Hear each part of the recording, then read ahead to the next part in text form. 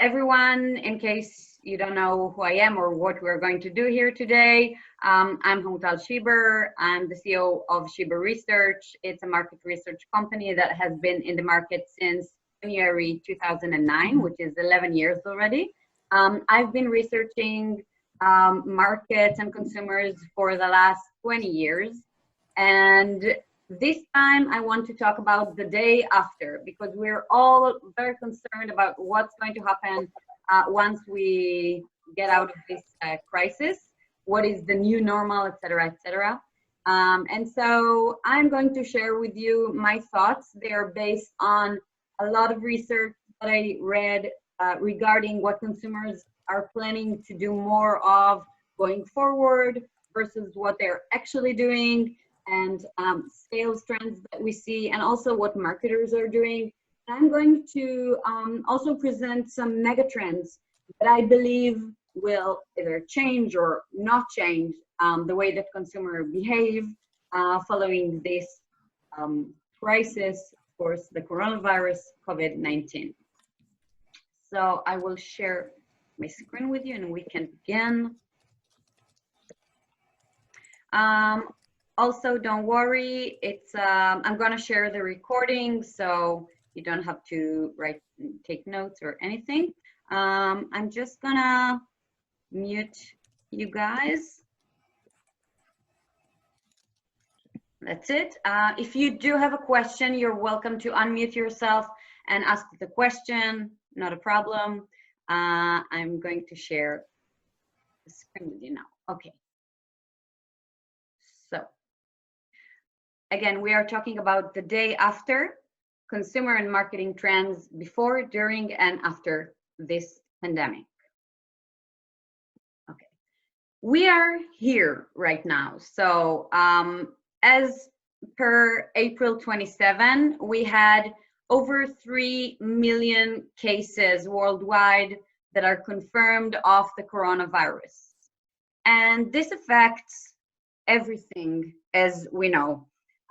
Some changes are due to the fact that we have social distancing and that retail locations, stores, restaurants, etc., are closed. So naturally, we can see that consumer spending in these categories has declined substantially. And we're talking about restaurants, apparel, footwear, jewelry, accessories, furnishing and appliances. All of these categories really declined. But the one thing that where we see spending increase is naturally groceries, as consumers stocking up, piling up, hoarding a lot of food and personal care items, mainly toilet paper, etc. Okay, and we can also see here the coronavirus impact on online traffic of industries worldwide. So as we can see, online supermarket has increased. In media, we see increase because of the search for content and entertainment.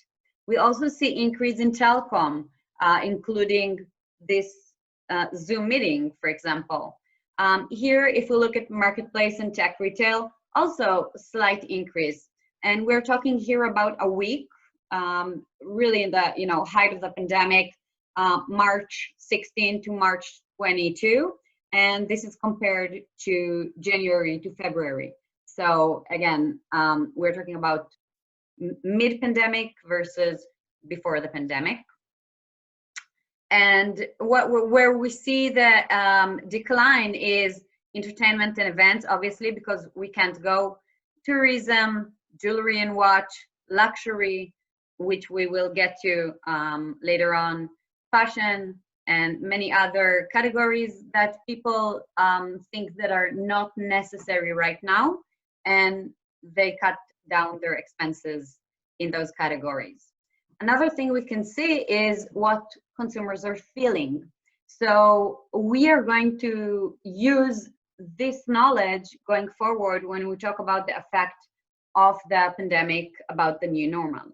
So what people are feeling is, first of all, fear, fear of death, panic, They are very concerned with the elderly, with the spread. These are the thoughts that come to mind, the words that come to mind when Americans think about the virus. And this is free response unaided association on a BCG research that was done in March. So we see that there is a lot of fear. So naturally, we are concerned, we are quarantined, there are changes to our lifestyle that are mandatory right now. And another thing, and that's the last slide that we will see about what's going on right now, is that US consumers also changed their spend monthly. We can see here where their spend levels increased or decreased.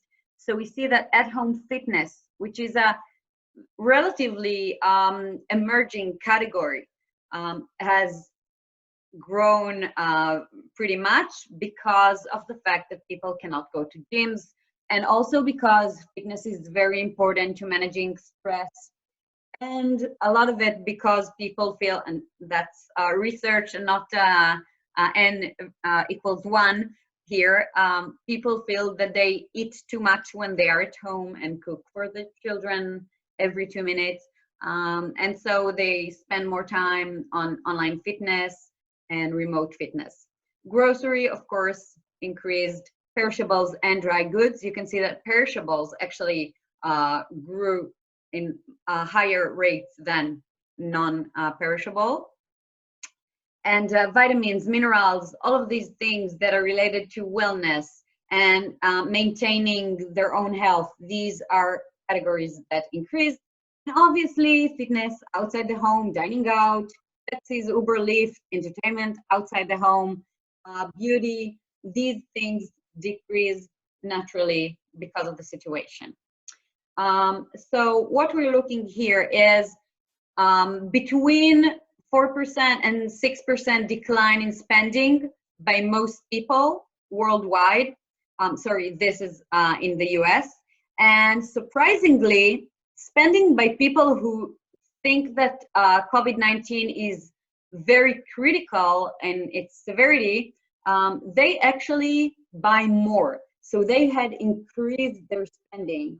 So it's not that type of the recessionary behavior where the people who think that the situation is the most severe would cut down spending. It's the other way around. And they are stocking up on essential items. 47% of Americans reported stocking up on essential items, and 78%, and this is, the why is what I'm interested in. So 78% said it makes them feel safer. So we will look into that a bit more going forward. So bottom line, 60% of online shoppers said they would shop that way more frequently going forward. So that's another thing to bear in mind.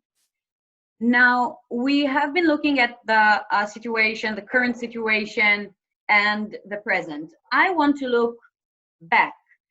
If we're looking at January, February, and the megatrends presentations that I myself prepared or presented, I was talking about these 3 megatrends, and some of them are not new. I've been talking about stress-free for the last few years. Stress is the #1 factor in consumers' lives today when it comes to health, when it comes to needs. And so stress management is one of the key trends to remember. But we do see a few newer trends in the last 1 or 2 years. So these changes, these macro changes or megatrends, are driven by the generational changes, Generation Z and Y, that have grown on different values than the generations preceding them. Urbanism, the rate of urbanity, of people moving to cities, living in more populated areas. Climate change, which caused, especially again, Gen Z, to understand their actions have impact on what's going on in the world. And digital technology, which helps both in terms of information and social connections and the ability to connect with like-minded people, which is a key to everything that's going on.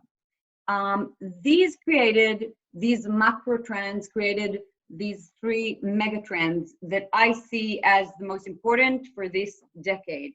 And I want to look into these mega trends and see how they changed or what do they mean for the new normal. So the first mega trend is mindfulness.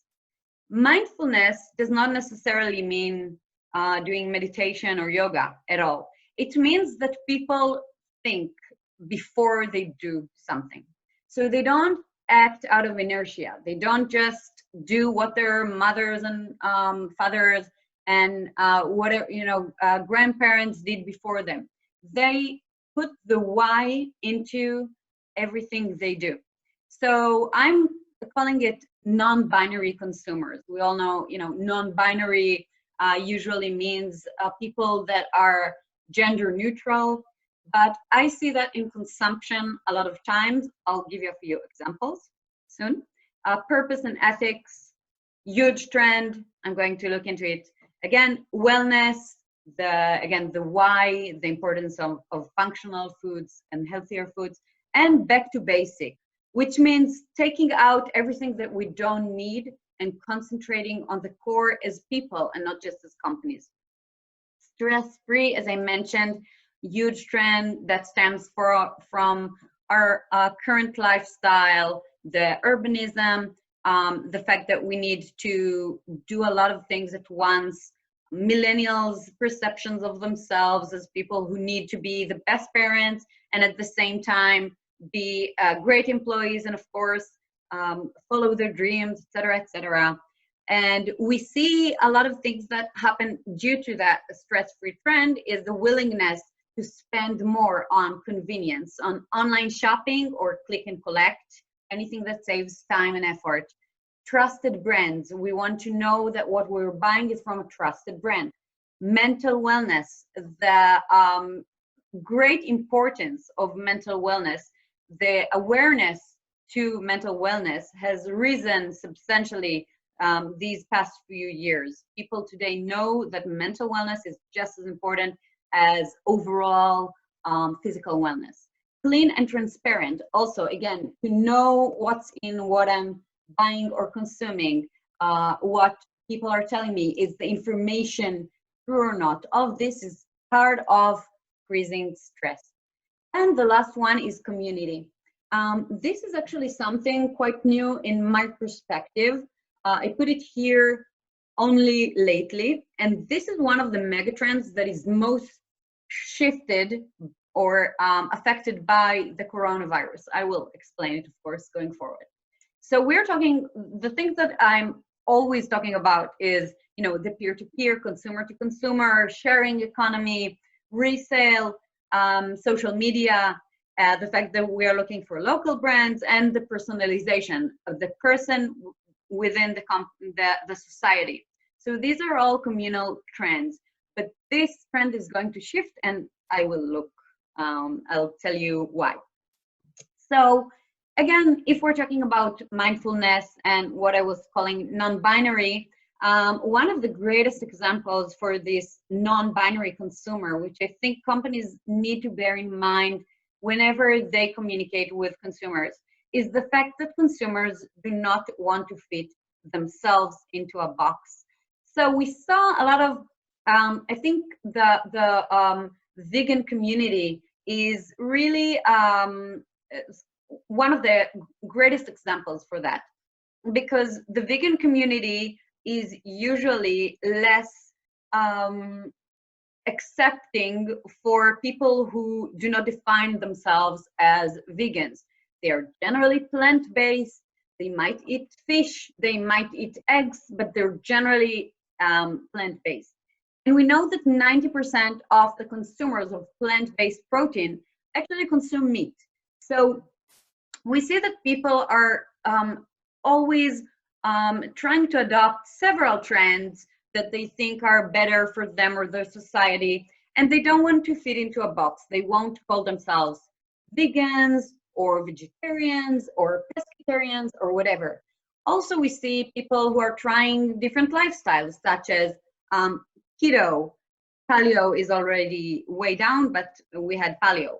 And they are trying these kind of lifestyles, but they're not necessarily ketoists. So again, just trying to think non-binary, and this mindset, I think, will help us going forward. Purpose and ethics. This is a huge trend. I've seen a lot of people talking about how this is going to start because of the coronavirus and the awareness to the society, etc. But purpose and ethics has been a huge trend for the past few years, and a lot of it because of Generation Z. It's a very purpose-driven consumer group, actually. They are looking for sustainability. They want to change habits. They want brands to help them be better people. The need to be better people has always been a human need. And today people expect companies to help them do that. So on this IBM study, they found that approximately we have 19% that's not in this graph, but it's generally divided 41% of people who look for value or look for purpose. 40% of global consumers look for purpose. They will pay more for a purposeful brand, for an ethical brand, for a sustainable brand. That's a huge number. The willingness to pay more for something that is for a company that has a purpose or ethics. And this is something huge for the industry. So a few more statistics. All of those are before the pandemic. We know that almost 60% prefer a brand that makes them feel like a good person in the US. This is a millennial study in the US by Ipsos. 69% prefer ethical or responsible brands. Globally, McKinsey found that 66% are prepared to spend more on sustainable brands, and 56% prefer sustainable brands in France. So again, these are very substantial numbers. By the way, I see that some of the slides are a bit blurry, so I will fix them when I upload it, and you'll be able to see it better. What is the most important product label when it comes to buying cosmetic goods? We see that in cosmetic goods, it's even a bigger trend. And why is it so? Because people don't think that vegan or sustainable beauty or cosmetic brands make them give something up. So if in food we care a lot about what we are putting into our mouth in terms of indulgence, beauty and cosmetic consumers don't think that they need to give up something. So we see that the numbers are generally higher, cruelty-free, vegan. These are very important factors for most of the consumers. And again, this is because they don't feel like they need to sacrifice something. So again, once we don't have to sacrifice indulgence, purpose kicks in even more. Another trend of mindfulness that began before the pandemic and has really trended due to the pandemic, and I will get to it in a bit, is back to basics. So we had this no makeup trend. Here we see Jessica Biel, who's a beautiful woman, uploading her photo without makeup, and many other models and actresses and actors followed, and they wanted to support, come as you are and be strong and natural is beautiful, etc., etc. And the makeup free is again part of mindfulness, being clean, being natural. We see here Panera Bread with a promise of clean ingredients. Consumers are looking for clean, simple, as part of the why. I mean, why do I want to consume something? I want it to have less ingredients. I want it to be less processed. Another element here is wellness, and global consumers were willing to pay more for wellness. For 46% were willing to pay for superior function or performance, almost 50% for high quality safety standards, organic, sustainable, etc. So this is again before the pandemic. Wellness did play a huge part. And moving forward to stress-free, we see that convenience and e-commerce were already huge trends, but they were so very different in different markets and also in different categories. So this is a survey by Nielsen that was done in 2018. And we can see here that, of course, China leads the way in e-commerce. It always has. It's especially in mobile commerce, of course. But we do see other markets really differing, in the levels of adoption of e-commerce. We see that fresh, fast-moving consumer goods, FMCG, were suffering the most. Again, China and South Korea had already had pretty good rates, but we do see that in Western markets such as Australia, Spain, Italy, and France, the adoption in FMCG was lower, and also in packaged FMCG. So these categories are what we would call grocery. And this is one of the biggest changes due to the pandemic. And one of the questions that we're going to ask is it going to continue going forward if we're going to see higher rates going out of the pandemic? And we will see soon. Okay, another thing is convenience. So the meal choices have to be convenient. People were looking for packaged meals that they can prepare fast. And that was, again, already in 2019, but again, something that changed during the pandemic. And we talked about mental wellness, the mental wellness aspect of stress-free. Now, this is something that started, like I said, a few years ago. This is a survey in 2019 on almost 20,000 respondents that was done by Nielsen. And they saw the stress. Again, we talked about it in 2017, and this is from 2019. This trend has just been growing and growing. Stress is one of the most important factors when deciding what to consume or buy. Saving money, saving time, and mental health benefits are all part of the stress-free trend. So we know that this has already been a very, very important factor. And we know, obviously, that the pandemic, if we remember what people say about this, they're stressed, they are fearful, they're at home, locked at home. This is just going to go up. And per community, the main thing we saw was local. So again, in 2019, 11% of global consumers only bought products manufactured in their country, and 54% mostly bought products that were manufactured in the country. So it's 65% who mostly or only buy local products. We see here an example of a Whole Foods campaign in store that started in early this year, I think, for local manufacturers, and everywhere you can see the shelves that state if something is locally manufactured.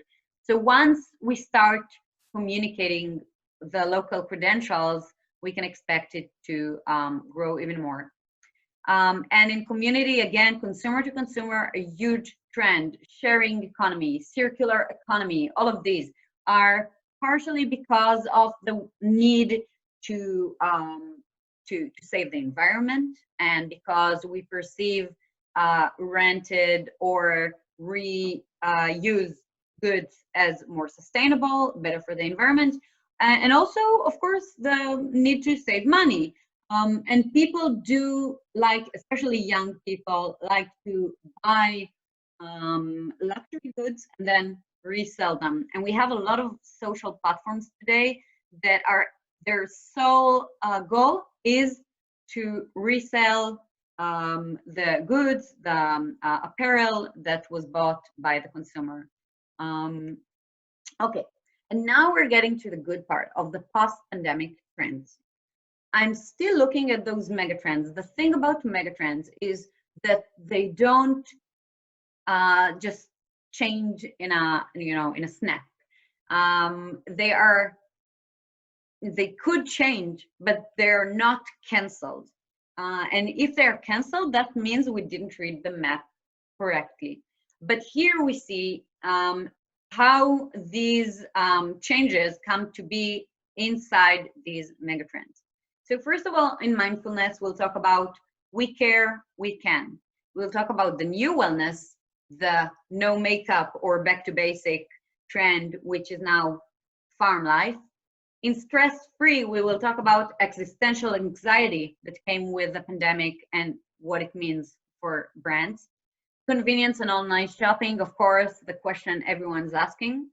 In community, we're going to talk about the new cocoon, because as you all know, I mean, everyone who has worked post the recession, the 2008 recession, I just started my company in 2009, so it was, the height of the recession.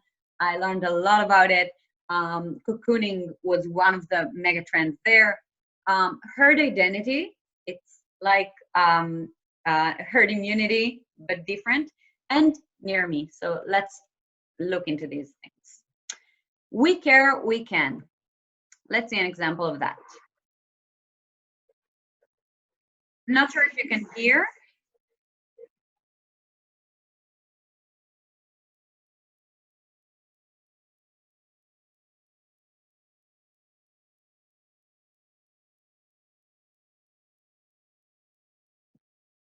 Okay, this is an example for the stay home movement. We see here in Instagram, almost 22 million posts that are that include the hashtag stay home. This shows how a huge cause can actually transform people's lives once everyone decides to do that. And in many things, when we talk about, for example, plant-based, which is a trend that we all know, even if we don't want to know, that is better for the environment, that we need to reduce the consumption of meat and dairy, that we can do a lot by, traveling less and many other things that we can do for the environment. When we ask people, why don't you do that? They say, it won't be helpful if only I do that. And we definitely see that about the stay home movement.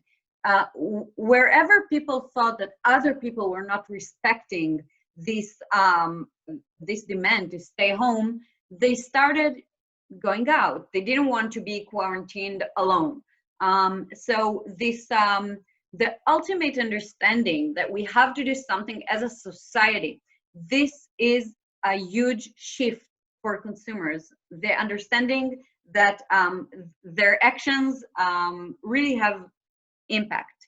And we see here again that the stay home movement and everything that came with it really changed a lot in what we think of in terms of the general good, better for the environment. A lot of talk about climate change now, because we're already doing it because we have to, so we can all be very glad that the environment is benefiting.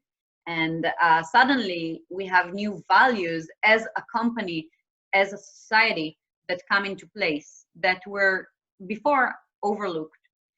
Here we see that in TikTok, for example, you probably know, especially if you have kids in the house or friends who think they are kids, many people are now active on TikTok.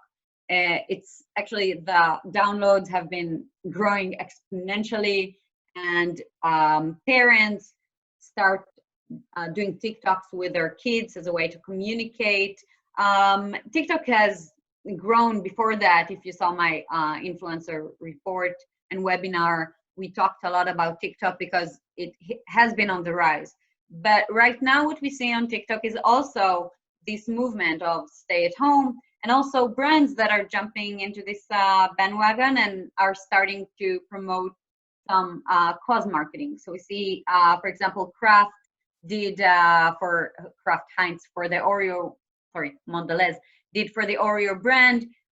They did this stay home, stay playful campaign, and they actually said that they will contribute donate money if people participate in those challenges. And this is, one of the we care, we can mindset examples, because consumers now know that we can do things together, and they are going to increasingly find places where they can share causes and do things together. Okay, the new wellness. We already saw that wellness was very important to consumers. Now, in surveys regarding the pandemic, a lot of people say that they're looking to eat more vegetables, fruit, fresh food going forward. And we saw a surge in freezer sales. There, it's like toilet paper. Many stores declared that they don't have freezers anymore, and that the supply, is back ordered, and people have to wait.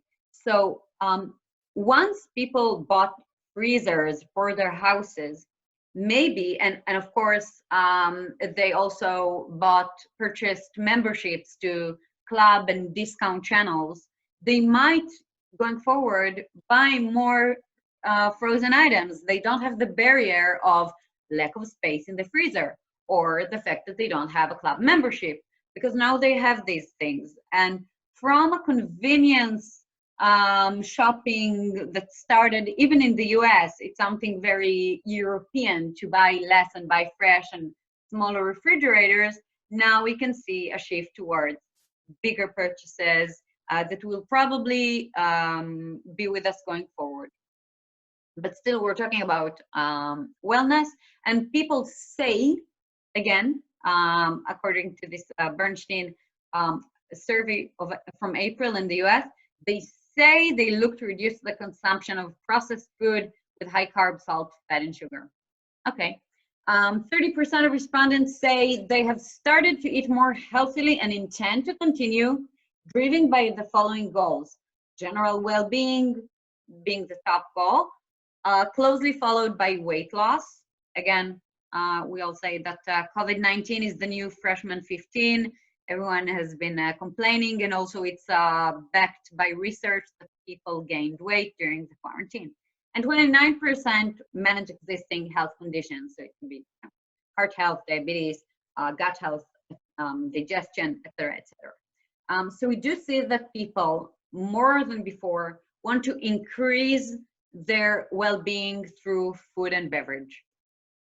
And we see here as well, in this BCG survey again, that was done in March, that I mentioned before. It's a global, again, this is a US survey. The categories that are likely to win in consumer spending include fresh and organic foods, and also vitamins, minerals, herbs, or supplements. So wellness is going to be very positive and also preventative. We see here preventive healthcare, diagnostic and testing, etc., also going to rise.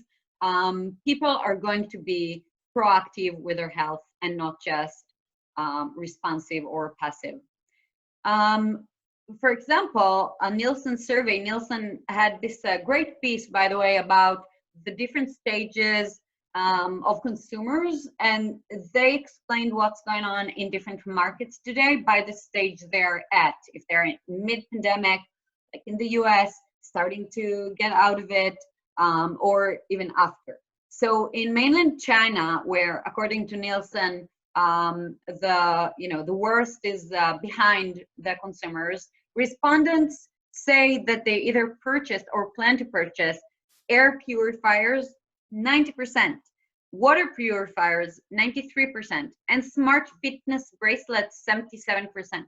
So this shows that wellness is going to take a huge part in our lives post-pandemic. And this is not just China. Again, we saw in the US what respondents were saying, and we know that we need to search for these categories and see how we as brands can communicate health and wellness and help our consumers.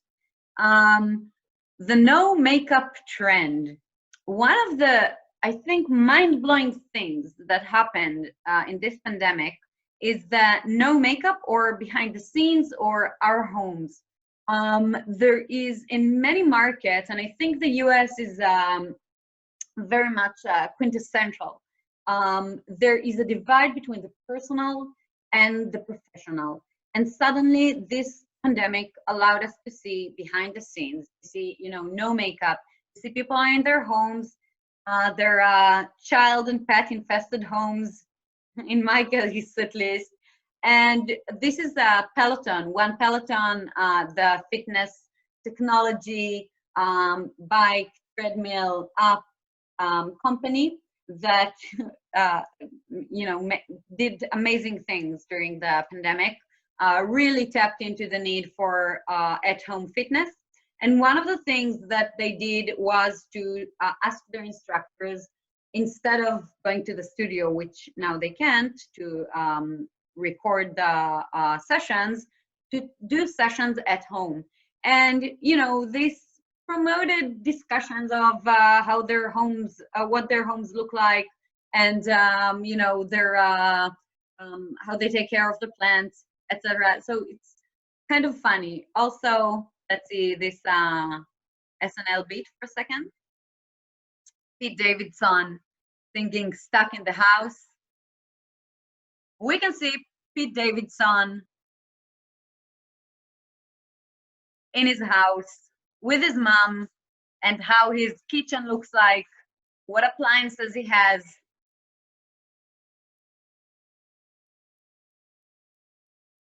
It's a very funny sketch.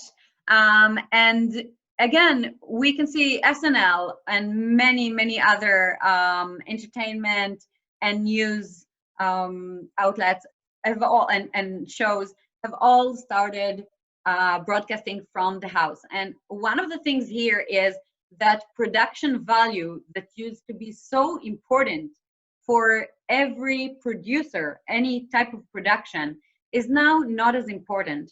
And once we take that away, the makeup, the hair, because none of us can go to a hair salon or a professional makeup artist. So the makeup, the hair, the lighting, all of this is redundant, actually. And what it helps us understand is how important content, especially authentic content, especially funny content, or anything that can reduce stress. We saw, in fitness, we see in humor, also news, because information reduces stress to some extent. We can talk about it afterwards if you want. But anything that reduces stress is welcome. We don't need to worry as much about production value. And I think this is something that will also be accelerator for the whole social media creator trend called influencers in the past, because these creators don't necessarily have the means to have a huge production, but they still can carry out a message very authentically. And this is probably going to be a new expectation by consumers, to have the message, to have the behind the scenes, and not necessarily to have after effects. In stress-free, existential anxiety is the key word for our post-pandemic reality. People, just like in midlife crisis, are facing their own mortality. Like we saw in the social media analysis, what people are saying about the pandemic, they are fearful of death. And this VP of Consumer Psychology, Erica Carranza, I hope I'm saying her name right, said, right now we are all walking around with this heightened state of mortality salience.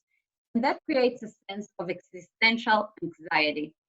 And remember how we said that people say that they want to eat better and be well, etc. So currently they're not doing it. I mean, that's one of the biggest changes, the contrast between what people want to do and what they're actually doing. That's, the old story of wellness versus indulgence. But right now, people are looking for comfort food. And we see that all of these brands that companies started to really disregard because they were, on the hunt for new emerging craft, new brands to acquire and to develop. Right now, these companies are actually enjoying sales increase due to their old brands, such as mac and cheese of Kraft Heinz, or the Hellmann's mayonnaise, and Campbell's soup, canned soup, and SpaghettiOs. So people right now not only need to cook at home, and a lot of them don't know how to, so they're going to convenience food, but they're not going into convenience foods that are necessarily, artisanal and handmade and all of that. They want the food that their parents made for them at home when they were sick. The comfort food, the it just I don't think we need to explain it too much. We all know what comfort food is. So we do have this contrast now, and I will say what I think will win soon. I also did a trend analysis according to Google search, and I looked into where some terms were before the pandemic and where they are now in regards to the word recipe. And I looked for the word recipe because this is something that people want to make and cook. We see that health, on the left, we see worldwide trends. On the right, we see US trends. We see that worldwide, healthy recipes, which was, if we say that chicken recipes and chicken recipe is the same, which it probably is, we see that it fell from third place to 10th place in searches. So people are not as concerned about health right now. Keto recipes, the keto diet, I also searched for the trends regarding keto diet, vegan, all of the trendiest diet, intermittent fasting, etc. They are on decline. People are currently, and this is a shift, again, not a mega trend, because the mega trend is wellness or stress-free, but the specific trend here is diet and nutrition has changed. People right now do not care about dieting. They want to get out of it safe. And there is kind of a carpe diem mentality, which really contradicts the fact that people are aware of weight management as part of immunity. So I think that brands have to help them balance between this need and this want, the need to be healthy and wanting to just comfort themselves and make something that the kids would like because they don't like anything. We also see vegan recipes that in the US used to be something that people search for. You can see on the left right now, they don't look for vegan recipes, which is weird because we do see that plant-based is on the rise due to the pandemic for reasons of manufacturing and safety perceptions.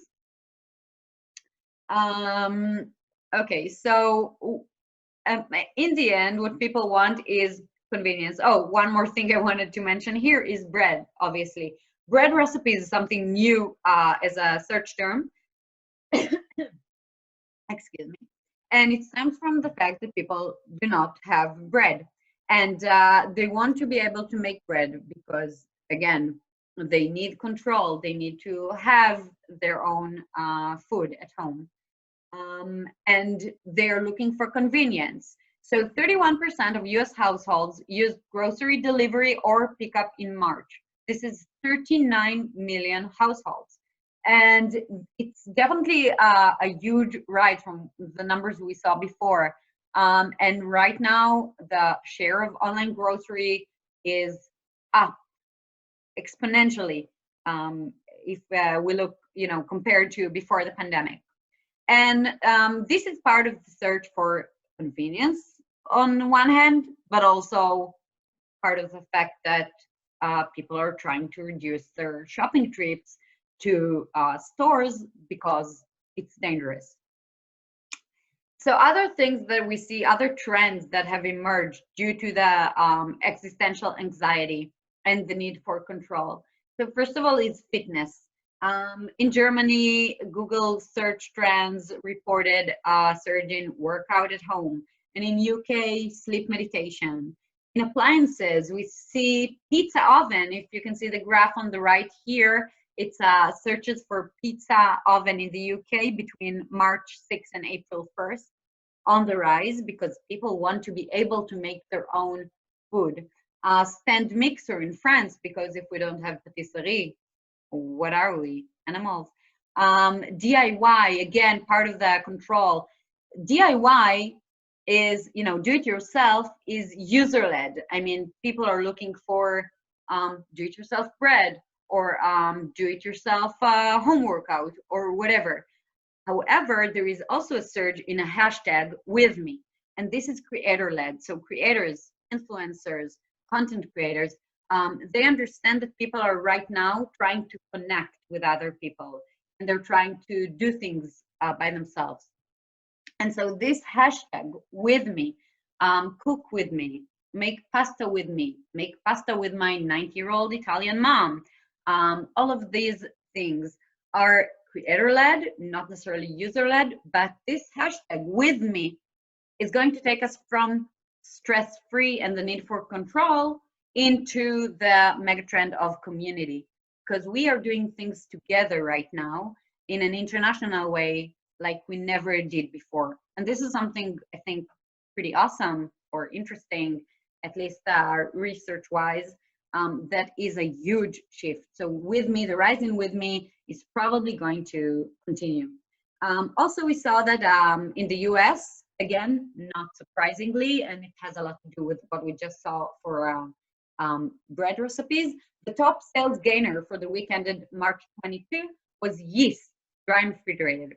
So this, the yeast sales were up 601%. Will people continue making their own bread at home? I wouldn't think so because of the mega trends of convenience and, you know, time scarcity, etc.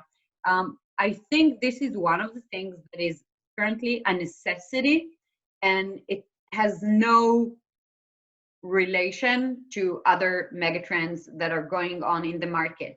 However, will people continue to buy online in order to save time and you know, not just because they can't do that? The answer is yes. First of all, because people say that they're gonna keep buying online. But like you understand, I'm not really into what people are saying in surveys. I'm more into what people are actually doing. And in that case, I was looking into what barriers there were before to buying groceries online. And one of the things was fear of even trying. People didn't want to try because they figured that no one will get the produce that I would pick or the, you know, fresh meat that I would pick. I need to see it by myself. And so there was a barrier for trial. And the reason that I'm thinking that grocery online sales will continue to grow is that this barrier has been lifted because people had to try other, you know, shoppers shopping for them. And a lot of them are satisfied with the result. They got what they wanted. It saved them time. And I think that people that are getting used to having food shipped to them are not going to really go back so quickly to buying in store. However, I did say it in many areas, including here in New Jersey and in New York, we have the problem of online retailers that currently cannot, and of course we know that it's happening in England, in the UK, even fiercer. People cannot get deliveries right now. And because they can't get deliveries, they are, you know, they have a bad experience with online shopping. So not necessarily in an ideal world for online retailers, any experience would have been a good experience, and we would see a huge increase in online grocery going forward. But because a lot of deliveries are not fulfilled on time or not fulfilled at all, or many items are missing, this can actually cause people who haven't tried, newcomers to the category, be disappointed with the category and not use it going forward. So I do think that there will be an increase going forward because of the trial, but I think that in another situation it would have been better, and I think that online retailers will have to keep providing the service and offering it for free, like Amazon Fresh does or Amazon's Whole Food, and not like Instacart, who charges a monthly fee, or a lot of other companies that also charge a monthly fee, because they would need to attract these consumers once the supply and demand really evens out. Existential anxiety had brought up an interesting trend that I wanted to share with you.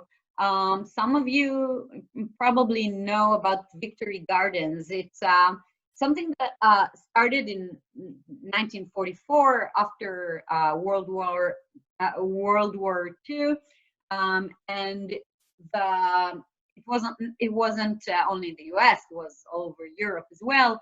But the governments really initiated self-growing of fruit and vegetables. And at one point in America, according to New York Times, people produced about 40% of the nation's fresh vegetables. And right now we see that this Victory Gardens trend, the pandemic or COVID-19 Victory Gardens, is an emerging trend. And it's very interesting for a few reasons. First of all, because of the stress-free element, people want to connect with nature. And we see here that Califia Farms, which is a big plant-based milk manufacturer, is communicating Plant the Future Together. It's about stress-free, connecting to nature. Again, the times of uncertainty, you can plan. This is something very certain that you can enjoy. And also, of course, the fact that people want control, like they want to make their own bread. They also want to grow their own vegetables and fruit and not be dependent on supply. But I also think that going forward, these types of communal initiatives is part of what I talked about in We Can and We Care, because this is something that people can do as a community. We're going back to basic again. We can do things our own way. And I think this little example, this really, anecdote, is quintessential for a huge trend that is going to be. And it regards the shift from brands to consumers. And it connects with that big shift that I was talking about, consumer to consumer, as part of the community, because we might see, the start of exchanges, again, buying not just from smaller brands, but buying from people. We already see it right now. We have independent distributors that are starting to sell to people in their community, and they haven't done that before. So this is part of a bigger trend of people taking control, growing their own things, making their own things, and selling it. So these kind of platforms of enabling consumer to consumer swaps, reselling, manufacturing are going to increase going forward at an accelerated speed due to the pandemic. Another thing is trust. So before, trust was big brands, we know the parents. What do your parents do? We know them. So we used to trust big companies. Then consumers lost trust in big companies and started trusting local companies and smaller manufacturers, which had a story to tell and which were purpose-led and told them, you know, why we're here and what we believe in. And right now, trust is something a little different. It's traceable and clean. And we see that all of the communication today is about how we keep our food safe and how we keep our employees safe, and you know how we are taking all measures to not infect our consumers. And Nielsen found that consumers will be seeking greater assurance that the products they're buying are free of risk of the highest quality sorry, when it comes to safety standards and efficacy, particularly with respect to cleaning products, antiseptics, and food items. And here I think that traceability and everything that has to do with blockchain technology that had already started before the pandemic is really going to increase, because people will want to know where this food has been, where it came from, what's the source of it.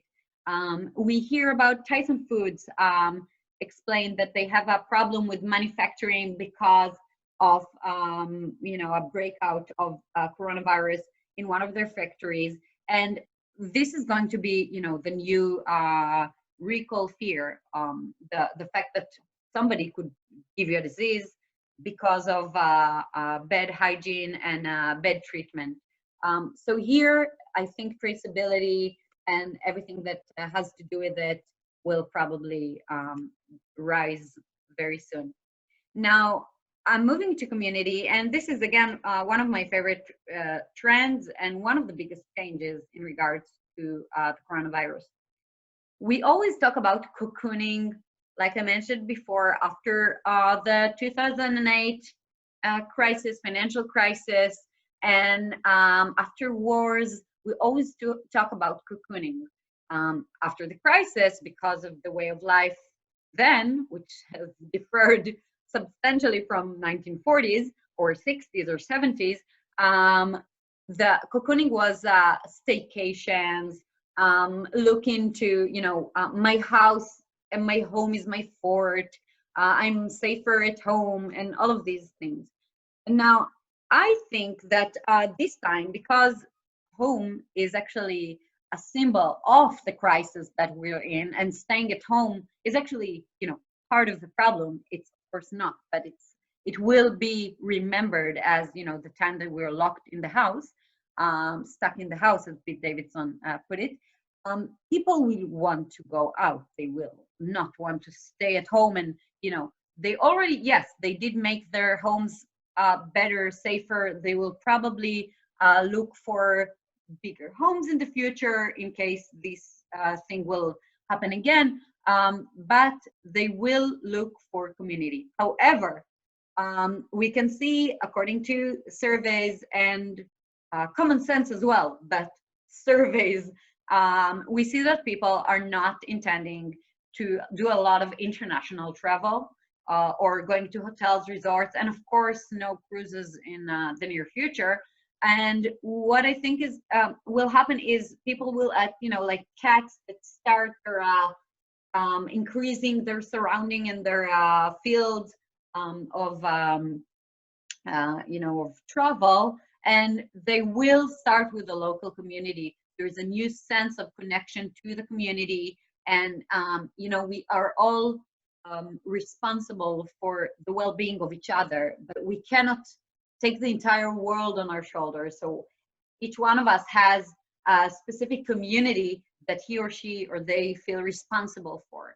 And this is how it's going to be going forward. People will look for things in their local community, local restaurants. It's a great opportunity for municipalities, for states, to really encourage local production and local events, but not big events, boutique events, small groups, etc., looking for familiar faces, familiar places, rather than going on adventures. Again, if we talked about, you know, after the recession, and, you know, generally as well, millennials said that they want to, millennials were then the, you know, 20 and 30-year-olds that really suffered from the crisis, the beginning of their careers, etc. They said they would be willing to pay for adventure and experience more than for products. And right now we prefer products because products can keep us, safe and in control, whereas experiences are luxury. I do think that we're going to go back to experiences because people are now really looking forward to spend more time with family and friends. But again, these would have to be very controlled adventures and boutique adventures rather than huge events. By the way, I just wanted to say that everyone loves talking about the lipstick effect, which is another buzzword for post-recession, and it is about how people are going to look for affordable indulgence. So they might not buy a new car, but they will buy the best lipstick. I just think that it's funny because we'll probably be wearing face masks going forward when we go to public places. And so maybe lipstick specifically will not be in demand as much. Okay, so again, the new cocoon, we are almost done. You guys need to go. I'll send you the recording afterwards. So the new cocoon, after the pandemic is considered over, 38% of consumers say that they will support local businesses more in the future. 32% say they plan on making more home-cooked meals, and 35% say they will spend more time with family. The people now understood that they can spend more time with their family. And so again, it's the cocooning. It's staying at home, being with the community. They are not going to go out to restaurants as much, not attend large gatherings. They say they will not attend or host parties. So we see that these are very big changes, again, in behavior. And another example here is what consumers are saying that they will be doing more of after. So expectations for post-COVID-19 behavioral intent relative to pre-COVID-19. And this is in the US. It's a McKinsey survey. No, it's yes, it's US. So here we see again that people plan to increase going to movies, concert, and other events, but more people plan to reduce that compared to pre-COVID-19. Going to the mall also might be a thing of the past, and international travel will decrease a lot. What they will increase is their online shopping. Again, we said that this is going to increase. We see here another example. At the same time, they will shop more in physical stores, and they will increase their domestic travel, although a similar percentage says that they will decrease domestic travel as well. So jury is still out on that. I do think that people will travel domestically, not necessarily by airplane, probably by car. So I'm talking about the US, of course. So okay, and another thing in community is local and handmade. So we did see the trust thing, the familiar thing, but at the same time we have the co-responsibility, the shared responsibility, and we see platforms, we see brands that are joining forces together for a cause, for a purpose, or around a specific theme. So we see here the bolder brands such as Purely Elizabeth, Justin's, and Baba's, and many other better for you, better for all, better for the environment, etc. Brands that are joining forces, and they had these beautiful made. Miyoko's, which is a plant-based cheese brand, amazing one, by the way. They also always promote vegan wine brands, and they test them and they promote them. So again, this is a sense of how brands take the responsibility for promoting other local brands and uniting with them, to try and take advantage of the situation where people are looking for direct-to-consumer purchases because they can't get a delivery from any online store. And so they are taking the opportunity to promote other local brands and push them forward. And this is, again, part of the smaller brands, consumer to consumer, which we will see more of going forward. Herd identity. We know that group behavior is contagious. You know that if your spouse is eating unhealthily, you will too. And the other way around, a spouse that loses weight will likely cause the other person to lose weight. But we also see this in bigger groups. Your friends affect what you think and what you do, obviously.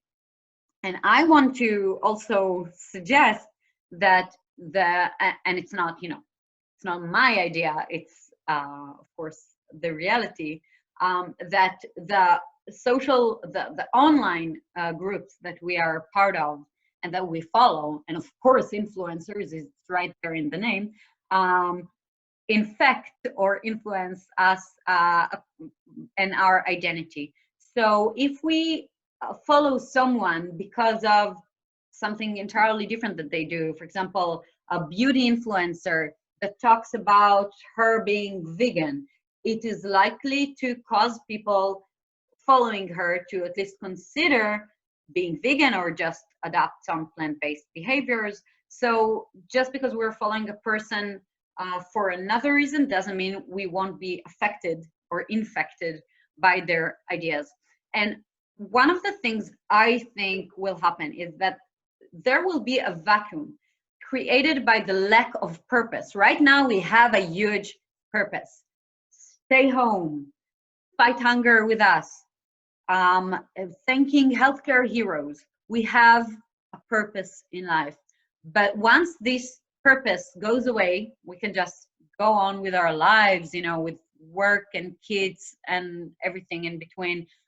We will find lack of purpose kind of depressing. It's sort of a catharsis. And I do think that this will lead to activism, to purpose-led tribal activism. People will find groups that have ideas that they can relate to, and they will be more active in regards to these causes.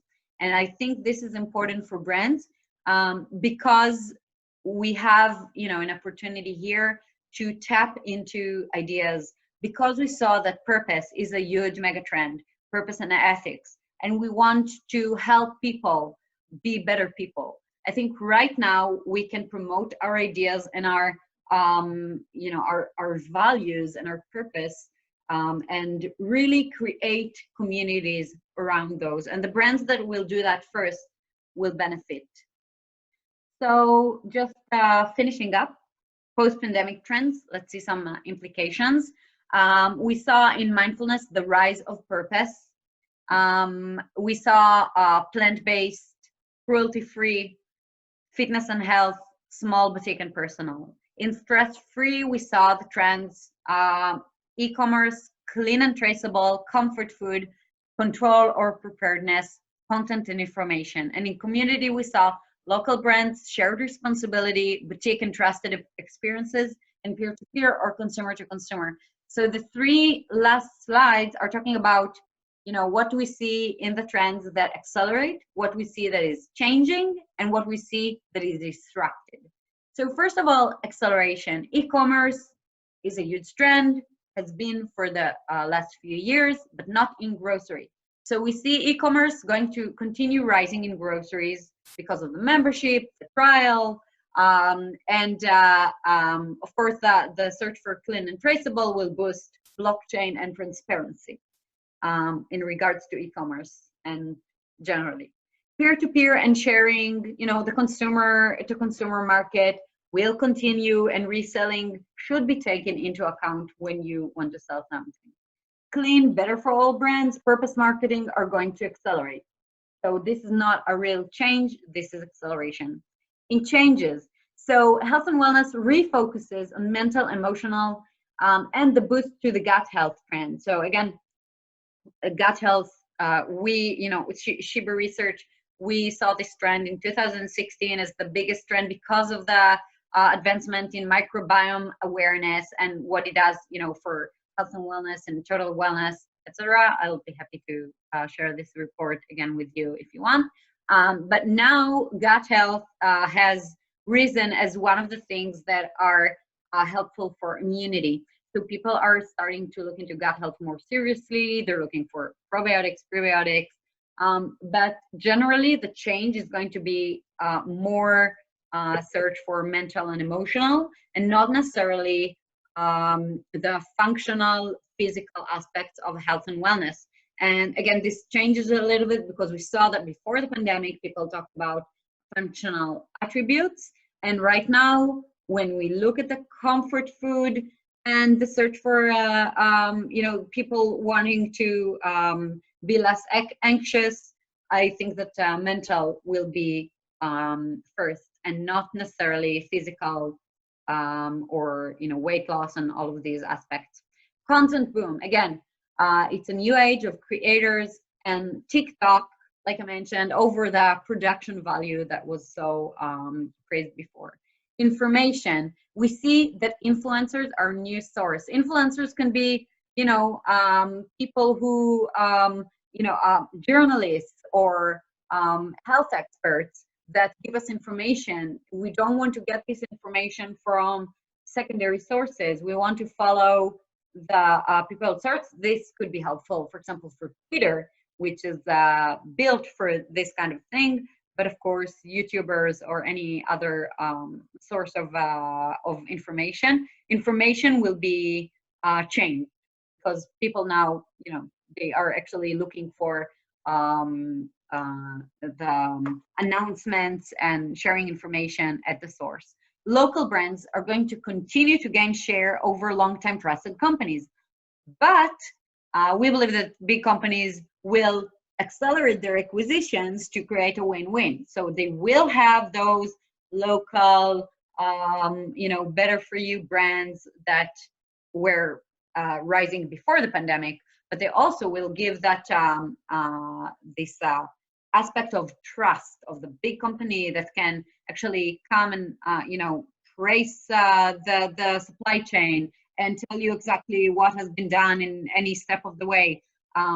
So they will add the trust element, and this is different from what has been before, because before we saw that when big companies bought these emerging brands, they usually tried not to contaminate them with their own parent brand. They try to run them independently. I think this will change. And boutique trusted experiences instead of big events, do-it-yourself resorts, people coming together and deciding to, just take a few families and create a resort, like we see, people doing these generational vacations. So these kind of things. Okay, and last thing, disruption. So here I think the biggest, like I said, the biggest change is the rise of purpose, but also shared responsibility versus this carpe diem mentality. So we have a big contrast here, and it's a little hard, to see what is going to happen. Will people seize the moment and, who cares about climate change? Let's eat and drink because we're all gonna die. Or will they look for shared purpose? And I do think that once we give people a shared centralized goal, then we will tap into this herd identity theme that I talked about, and we will be able to really balance between these two. And another balance that is needed is the plant-based, cruelty-free trend versus comfort food, because people are going back to meat because it is comforting, it is something familiar. And one of the things about plant-based replacement is that it's innovative. A lot of people were drawn to that because it's innovative, but now they do not want innovation. So I think that one of the things that are clear, and were clear also before, but now more than ever, is the change of mindset and positioning for plant-based brands. They cannot talk about, the innovation, the technology behind them. They should be really, indulgent, foodie oriented and not talk about, you know, why it's clean, morally clean. This has nothing to do with it. It shouldn't, you know, we can talk about it all day. I have a lot to say about that. Fitness online versus community experience, because it's one of the categories that are most important to me. A lot of people have been asking me what I think about fitness online versus going to gym. I think, you know, some people still have memberships that are now that have been frozen, so they might go back to the gyms. But a lot of people invested in at-home equipment, and they will continue to use it. A lot of people downloaded apps, and they, you know, they are liking it. They see that they can exercise at home and save all the travel of going to the gym and coming back, and actually make the most out of 20 minutes a day. But I do think that people are going to be very thirsty for community experiences, seeing people, and we see that also in, you know, in live workouts. While we have so many apps with classes on demand, and Peloton also reported that, and that's why they reinstated the whole workout from home idea. People do want to see other people, whether it's virtually or in person. So I do think that experiences like ClassPass, which gives you the option to skip, you know, to hop between studios and just pick a specific workout for a specific day or time of day. And studios, smaller studios, again, communal studios, smaller places.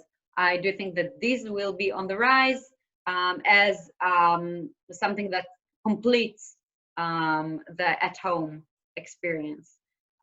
Preparedness, hoarding versus the mega trend of fresh convenience. I think the biggest opportunity here is for frozen food due to purchase of freezers, and also because it does promote freshness, but is also convenient. Club discounters, like I said, we will probably see more concentrated purchases, and then people will start really diversing their other shopping habits. So we'll start buying from direct-to-consumer companies. They'll do subscriptions, so they won't need an online store that has everything already. I mean, if before we talked about Amazon and other online supermarkets as the most important for the online online shopping, right now I believe that we can see a really big change here in the term of online shopping versus in-store shopping, where in-store shopping will not be replaced by online shopping necessarily, but online shopping will actually serve a different purpose and a different type of purchase or brand. And of course, changes to workforce and remote working. Even before the pandemic, a lot of people said that they want to work more from home. Now, a lot of companies are seeing that that can be done. So people will probably not want to go to the office for as many hours or as many days as they did before. And because now they do have the equipment and the technology at home, anyone who had to work from home during the pandemic, they will be able to do it more going forward. This changes a lot in business travel, in equipment that is needed, and of course, work from home fashion, beauty, and food. So this is transformative for a lot of different industries. Okay, so this webinar, and I hope I found it interesting. Stop sharing. If any of you has a question, please unmute yourself.